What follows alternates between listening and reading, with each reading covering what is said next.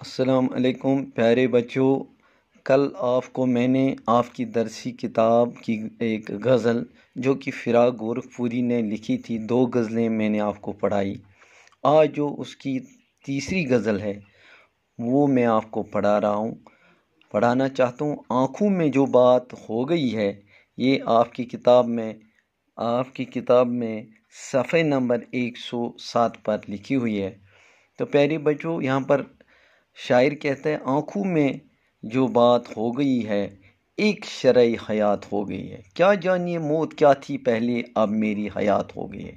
تو شاعر یہاں پر اس غزل میں کہتا ہے اپنے محبوب سے، جب سے مجھے میرے دوست کی آنکھوں سے آنکھیں مل گئی، بظاہر ایک بات نہیں ہوئی، مگر آنکھوں میں ایسی محبت کی داستان بیان ہوئی کہ یہ داستان میری زندگی کا مقصد بن گئی۔ تو شاعر آگے کہتا ہے، فرماتے ہیں، میں موت سے واقف تھا جب زندگی خوشیوں بری تھی اور ہر طرف شادمانی ہی شادمانی میسر تھی، مگر اب ہجر کا زمانہ اس طرح ستا رہا ہے، مجھے میری زندگی موت سے کم نظر نہیں آتی ہے۔ اور شاعر کہتا ہے، یہ جدید دور کے انسان کی زندگی اس طرح ہوئی ہے، یہ ایسے انسان بسر کرتا ہے اپنی زندگی جس طرح ایک بیمار انسان کی زندگی بسر ہوتی ہے۔ یعنی اس دور میں سکون غارت ہوا ہے، امن کی ہوائیں دور کسی دیش میں چل گئی ہیں، اشارہ تقسیم ہند کی طرف۔ جب 2 ملکوں کا بٹوارا ہوا تو لوگ لوٹ مار باقی خرابی کو دیکھ کر ایسی آزادی کے خواہاں نہ تھے، ان کی آنکھوں میں آنسو کے بغیر کچھ نہ رہا۔ تو شاعر آگے کہتا ہے، اے میرے دوست، تم تو پھولوں کی قبا پہن کر جیسے نکلے، ایسی معصومیت، ایسی خوبصورتی کس چیز میں نہیں؟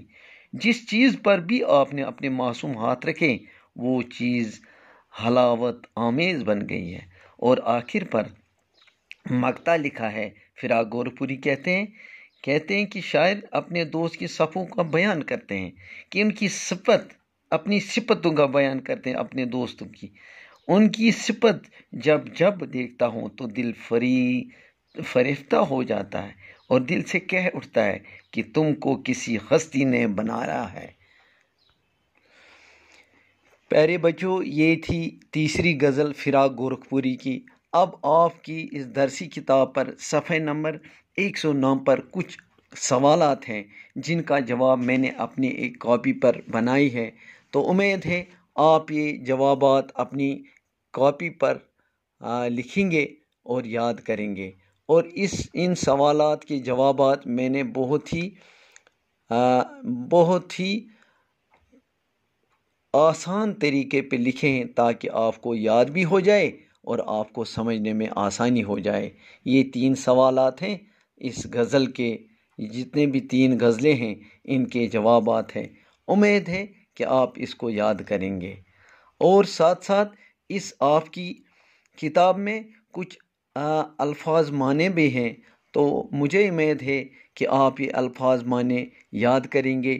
جیسے مثال کے طور پر یہاں پر شاعر نے استعمال کیا ہے، شب مرگ، موت کی رات، بزم طرب، خوشی اور شادمانی کی محفل۔ پیارے بچوں، یہ آپ کی کتاب میں لکھا ہوا ہے، تو امید ہے یہ الفاظ بھی آپ زبانی یاد کریں گے تاکہ آپ کو صبح تشریح کرنے میں آسانی ہو جائے گی۔ تو یہ تھے کچھ سوالات اور ان کے جوابات۔ امید ہے کہ آپ نے یہ غزل اچھی طرح سے سمجھ لی ہوگی۔ خدا حافظ۔